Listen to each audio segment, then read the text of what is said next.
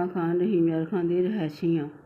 27 ਜੂਨ ਦਿਨ 1:30 ਵਜੇ ਦਾ ਵਕੂਆ ਹੈ ਕਿ ਮੈਂ ਨਹਾਉਣ ਵਾਸਤੇ ਗਈ ਹਾਂ। ਅਸਲਾ ਲੈ ਕੇ ਇੱਕ ਆਦਮੀ ਮੇਰੇ ਘਰ ਮੌਜੂਦ ਸੀ। ਮੈਨੂੰ ਨਹੀਂ ਪਤਾ ਉਹ ਕਿੱਥੋਂ ਦੀ ਦਾਖਲ ਹੋਇਆ। ਉਹ ਕਮਰੇ ਸਾਡੇ ਛੁਪਿਆ ਸੀ ਅਲਮਾਰੀ 'ਚ। ਮੈਂ ਜਿਸ ਤਰ੍ਹਾਂ ਹੀ ਨਹਾਉਣ ਵਾਸਤੇ ਗਈ ਹਾਂ, ਉਹਨੇ ਮੈਨੂੰ ਪਿੱਛੋਂ ਦੀ ਆ ਕੇ ਮੇਰੀ ਕਮਰ ਦੇ ਉੱਤੇ ਪਿਸਤੌਲ ਰੱਖ ਲਈ ਔਰ ਮੈਨੂੰ ਕਹਿੰਦਾ, ਆਵਾਜ਼ ਨਾ ਨਿਕਲੇ। ਅਗਰ ਤੇਰੀ ਆਵਾਜ਼ ਨਿਕਲੀ ਤਾਂ ਅਸੀਂ ਤੇਰੇ ਬੱਚੇ ਮਾਰ ਦਾਂਗੇ। ਮੈਨੂੰ ਉਸਨੇ ਅਸਲੇ ਦੇ ਨਾਲ ਧਮਕੀਆਂ ਦਿੱਤੀਆਂ ਉਹਦੇ ਜ਼ੋਰ 'ਤੇ। ਔਰ ਉਸ ਤੋਂ ਬਾਅਦ ਉਸਨੇ ਕਿਹਾ ਕਿ ਇੱਕ ਬੰਦਾ ਸਾਡਾ ਛੱਤ 'ਤੇ ਬੈਠਾ, ਅਗਰ ਤੂੰ ਸ਼ੋਰ ਕੀਤਾ ਅਸੀਂ ਤੇਰੇ ਬੱਚਿਆਂ ਨੂੰ ਮਾਰ ਦਾਂਗੇ। ਜਿੱਦਾਂ ਅਸੀਂ ਕਹਿੰਦੇ ਹਾਂ ਉੱਦਾਂ ਹੀ ਕਰ, ਬਾਹਰ ਚੱਲ। ਉਹ ਮੈਨੂੰ ਜਿਸ ਤਰ੍ਹਾਂ ਬਾਹਰ ਲੈ ਕੇ ਗਏ ਨੇ ਗੇਟ ਦੇ ਕੋਲ, ਮੈਂ ਬਾਹਰ ਜਿਸ ਤਰ੍ਹਾਂ ਨਿਕਲੀ ਹਾਂ, ਮੈਂ ਇਲਤਜਾ ਵਾਂਗੂ ਉਹਨਾਂ ਨੂੰ ਕਿਹਾ ਕਿ ਮੈਨੂੰ ਛੋੜ ਦਿਓ। ਉਹਨਾਂ ਨੇ ਜਦੋਂ ਮੈਂ ਬਾਹਰ ਦੇਖਿਆ, ਇੱਕ ਹੋਰ ਬੰਦਾ ਖੜ੍ਹਾ ਪਿਸਤੌਲ ਲਈ ਔਰ ਇੱਕ ਔਰਤ ਖੜ੍ਹੀ ਹੈ।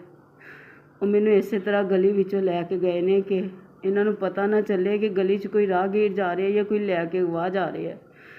ਮੈਂ ਜਿਸ ਤਰ੍ਹਾਂ ਗਲੀ 'ਚੋਂ ਬਾਹਰ ਨਿਕਲੀ ਹਾਂ, ਅਗਲੀ ਗਲੀ ਦੇ ਅੰਦਰ ਮੋੜ 'ਤੇ ਹੀ ਉਹਨਾਂ ਨੇ ਗਾੜੀ ਖੜ੍ਹੀ ਕੀਤੀ ਹੋਈ ਸੀ ਸਫੈਦ ਰੰਗ ਦੀ। ਗਾੜੀ ਦੇ ਗੇਟ ਦੇ ਕੋਲ ਜਾ ਕੇ ਔਰਤ ਨੇ ਮੇਰੇ ਮੂੰਹ ਦੇ ਉੱਤੇ ਹੱਥ ਰੱਖਿਆ। ਉਹ ਮੈਨੂੰ ਨਹੀਂ ਪਤਾ ਉਹ ਹੱਥ ਸੀ, ਉਹਨੇ ਨਸ਼ੇ ਵਾਲੀ ਚੀਜ਼ ਲਗਾਈ ਸੀ ਔਰ ਮੈਂ ਉੱਥੇ ਗਿਰ ਗਈ ਗਾੜੀ ਦੇ ਦਰਵਾਜ਼ੇ ਦੇ ਵਿੱਚ। ਮੈਨੂੰ ਨਹੀਂ ਪਤਾ ਮੈਨੂੰ ਕਿਹਨੇ ਚੱਕ ਕੇ ਗਾੜੀ 'ਚ ਬਿਠਾਇਆ, ਕਿਹਨੇ ਪਾਇਆ, ਕੁਛ ਪਤਾ ਨਹੀਂ ਮੈਨੂੰ ਉਹ ਇੱਕ ਘਰ ਵਿੱਚ ਲੈ ਗਏ ਜਿੱਥੇ ਕੱਚਾ ਜਿਹਾ ਘਰ ਸੀ, 2 ਚਾਰਪਾਈਆਂ ਪਈਆਂ ਸੀ। 4 ਮਰਦ ਸੀ ਔਰ ਇੱਕ ਔਰਤ ਸੀ। ਮੇਰੀ ਨੰਦ ਦਾ ਬੇਟਾ ਤਲਹਾ ਜਾਵੇਦ, ਜਿਹਨੇ ਮੇਰੇ ਸਿਰ ਦੇ ਸਾਰੇ ਬਾਲ ਕੱਟੇ, ਮੇਰੇ ਮੂੰਹ 'ਤੇ ਥੱਪੜ ਮਾਰੇ ਔਰ ਮੇਰੇ ਨਾਲ ਆਦਮੀਆਂ ਨੇ ਰੇਪ ਕੀਤਾ। ਮੈਨੂੰ ਧਮਕੀਆਂ ਦਿੱਤੀਆਂ ਬੱਚਿਆਂ ਦੀਆਂ ਕਿ ਅਸੀਂ ਤੇਰੇ ਬੱਚਿਆਂ ਨੂੰ ਵੀ ਮਾਰ ਦਾਂਗੇ, ਉਹਨਾਂ ਨੂੰ ਚੁਕਵਾ ਲਾਂਗੇ, ਤੇਰੀ ਬੇਟੀ ਨੂੰ ਵੀ। ਉਹਨਾਂ ਨੇ ਮੇਰੇ ਪੇਟ 'ਚ ਮੁੱਕੇ ਮਾਰੇ, ਮੇਰੀਆਂ ਲੱਤਾਂ 'ਤੇ ਮਾਰੇ। ਮੇਰੇ 'ਤੇ ਬਹੁਤ ਜ਼ਿਆਦਾ ਉਹਨਾਂ ਨੇ ਤਸ਼ੱਦਦ ਕੀਤਾ। ਮੇਰੀ ਮਰੀਮ ਨਵਾਜ਼ ਨੂੰ, ਮੇਰੀ ਵਜ਼ੀਰ ਆਲਾ ਨੂੰ, ਵਜ਼ੀਰ ਆਜ਼ਮ ਨੂੰ, ਸਭ ਨੂੰ ਅਪੀਲ ਹੈ ਮੇਰੀ ਮਦਦ ਕੀਤੀ ਜਾਵੇ, ਮੈਨੂੰ ਇਨਸਾਫ ਦਿੱਤਾ ਜਾਵੇ।